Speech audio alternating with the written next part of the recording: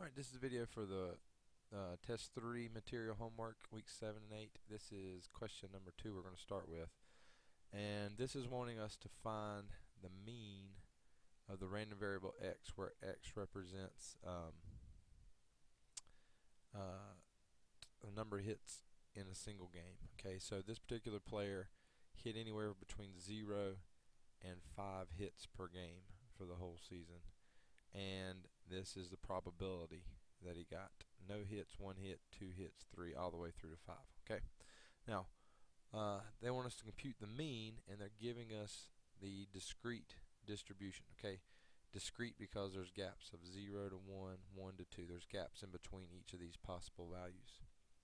Alright, now the way that we do this quickly with our calculator is to put your data in your list. Put this in list 1, put this in list 2. So I'm going to turn my calculator on. I'm going to clear out anything that I have in my stats list. Alright, I don't have anything in there, but if I did, remember you can go up to the top and hit clear, don't hit delete, and then hit enter, and it'll clear out the entire list.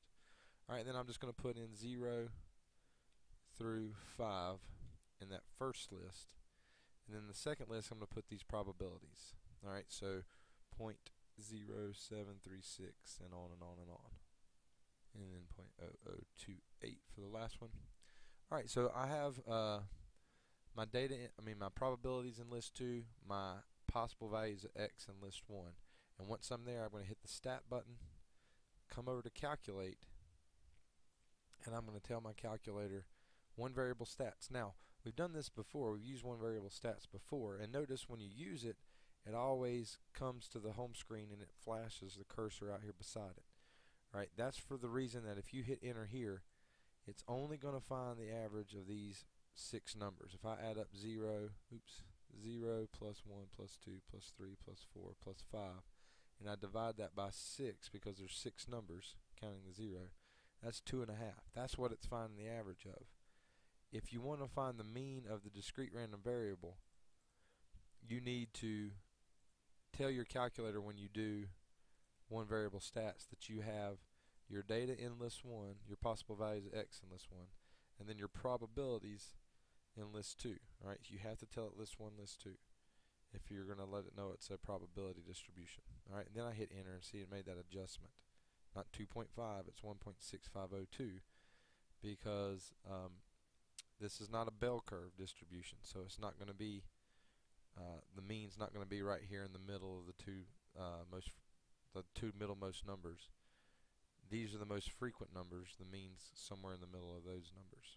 Okay, so you got to remember that when you use one variable stats to come up with your mean, which this is still a mean like it was before, you have to tell it list 1, list 2, so it'll do the formula. Now what's going on here, just in case you want to do it by hand, your calculator is doing 0, the first x value here, it's multiplying that times the probability of that, so 0.0736, and then it's adding 1 times 0.4908, and then it's adding 2 times 0.2041. Right, it's just multiplying the value times the probability x takes on that value all the way up to the highest possible value. Alright, so there's where that 1.6502 is coming from. And did I make a mistake there? Okay, no, the same thing. Alright. Alright, the way you can error check that you put in all your probabilities correct, because that's more than likely where you're going to make your mistake. These two top numbers should be the same. And if they are, then you've put in your numbers correctly. Alright, so there's our mean. They want it to 1 decimal place, so that would be 1.6 or 1.7 to 1 place.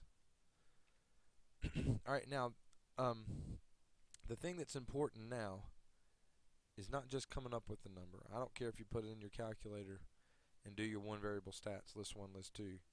The interpretation is now going to become important. So what does this 1.7 mean? So if we did this over and over and over again, the number of games, if we did this over and over and over and over and over again,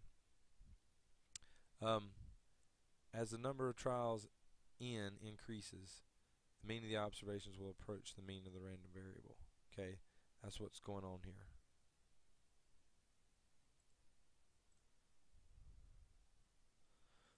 That's the law of large numbers again, right?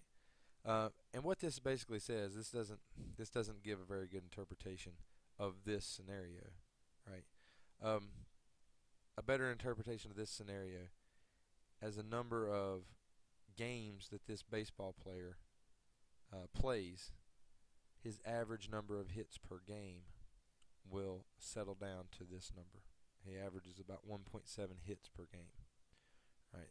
So this is the probability in any one single game, this is the expected value, what we should expect in any one single game that he gets. But it's also the law of large numbers is what this is saying.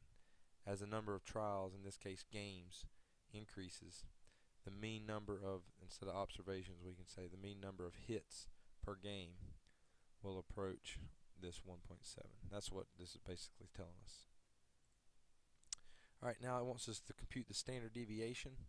Standard deviation is always right here, right above this n equals 1. Alright, n equals 1 is the trials in this case. It's the sum, basically the n is like the sum of this list. But anyway, there's where your standard deviation is going to be. The great thing about this is there is no, is it population standard deviation or sample deviation? Sample is empty. So it's population standard deviation symbol that we're looking for, because remember, these add up to 1. So 0, 1, 2, 3, 4, 5 is all the possible values. So this mean literally is a population mean, and this standard deviation definitely is a population deviation. So they want us to round to one place, so that would just be 1.0. Alright, so that's how you can use your calculator to do a problem like this. It's just quick and easy. Throw it in there, list 1, list 2 on your one variable stats gives you the mean and the standard deviation. Okay, mean at the top, standard deviation right there on the bottom. Standard deviation actually has the exact symbol on here that it has here. And remember, your mean symbol is always going to be that sample mean symbol, just because of the way it's computed.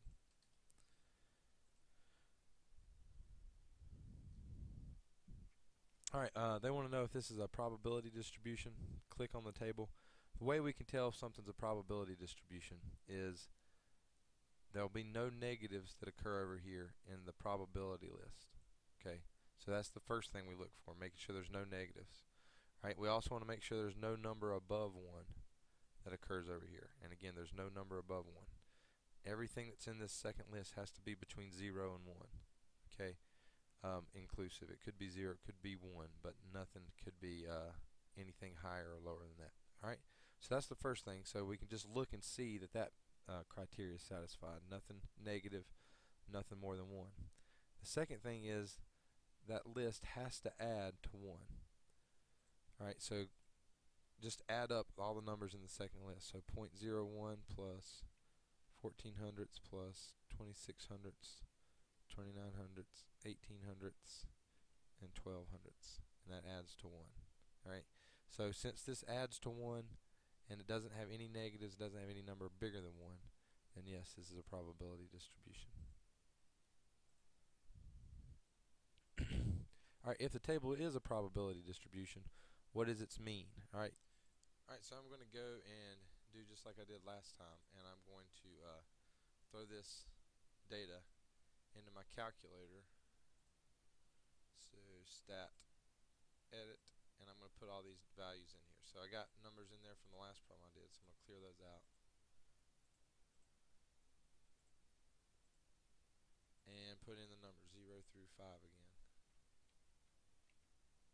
Alright, and then these probabilities, 0.01, 0.14, 0.26, 0.29, 0.18, 0.12. Alright, and just like before, go over to calc, one of our stats, tell it that you have data in list 1 and list 2. Alright, remember, if you don't do that, it's just going to find the values average of the list 1. So 2.85 is our mean. Oops, it's 2.85, but they want us to round to the nearest tenth, so 2.89.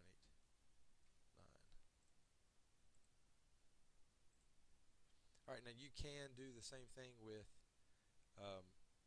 Excel. So if I took this data and copied it into Excel, just notice what I did here. I had the Excel multiply A2 times B2, right? So let me just kind of do that again so you can see it. Press the equals button, and then you can just tap. So that number times this number, right? And then plus this times this. This is how we actually compute the mean.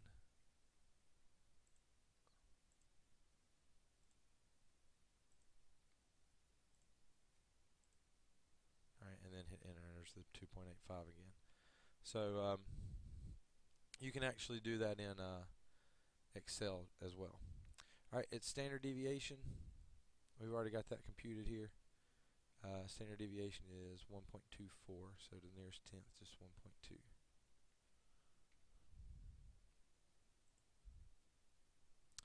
Alright, now this one, same type of exercise as the first problem. I want to find the probability of exactly 6 Mexican Americans in this one. So this one is just as easy as it looks. You just find 6. There's 0.226, so there's my answer.